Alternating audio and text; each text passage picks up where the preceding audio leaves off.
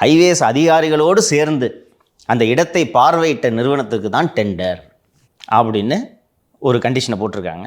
இதில் நாங்களும் பார்வையிட்டதுக்கு வராங்கன்னு சொல்லிட்டு எல்என்டி போன்ற பெரிய நிறுவனங்கள் எல்லாம் முன் வந்திருக்குது. உன் கூடலாம் வர முடியாதுன்னு ஹைவேஸ் அதிகாரிகள் சொல்லிவிட்டார்கள். ஸோ இந்த கேஎன்ஆர் கன்ஸ்ட்ரக்ஷன் போய் திருவண்ணாமலையிலேருந்து உத்தண்டி வரைக்கும் போய் சுற்றி பார்த்து விட்டு நாங்கள் இதோ பார்த்துருக்குறோம் பாருங்கள்னு ஹைவேஸ் அதிகாரிகளோட அந்த புகைப்படம் எல்லாம் அட்டாச் பண்ணிட்டாங்க. அண்ட் எல்என்டி இது போன்ற பெரிய நிறுவனங்கள்கிட்டலாம் கூப்பிட்டு நீ அப்ளை பண்ணாதுன்ட்டாங்க. ஒன்றும் கிடையாது. தேர்தலுக்கு முன்னால் வேலு அடிக்க போகும் பெரிய கொள்ளை இது. அது 2100 கோடி என்னமோ போட்டிருந்துச்சு. அந்த காஸ்ட் இதெல்லாம் இன்ஃப்ளேட் பண்ணி 4000 கோடின்னு அதை உயர்த்துறதுன்னு முடிவெடுத்துட்டாங்க.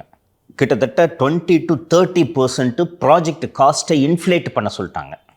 100 கோடி ரூபாய் ஒரு ரோடு போடுறதுக்கு ஆகுதுன்னா 120 கோடியாக போடுன்றதை சொல்லிட்டாங்க. சரியா?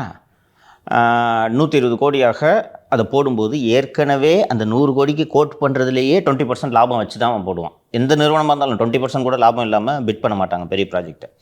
அதில் இன்னொரு 20% இன்ஃப்ளேட் பண்ணால் அந்த இன்ஃப்ளேட் பண்ண 20% மொத்தமாக மந்திரிக்கு. புரியுதா? 4000 கோடியில் எவ்வளோ 20%? ஸோ துண்டா 800 கோடி இதில் வேலுவுக்கு போகுது. இது எதற்காக இவ்வளவு விவரமாக நான் இந்த ஜோசியம் சொல்கிறேன் என்றால், இந்த ஜோசியம் உங்களுக்கோ நிதிஷுக்கோ பார்வையாளர்களுக்கோ அல்ல, அமலாக்கத்துறை அதிகாரிகளுக்காகத்தான் நான் இந்த ஜோசியத்தை சொல்கிறேன்.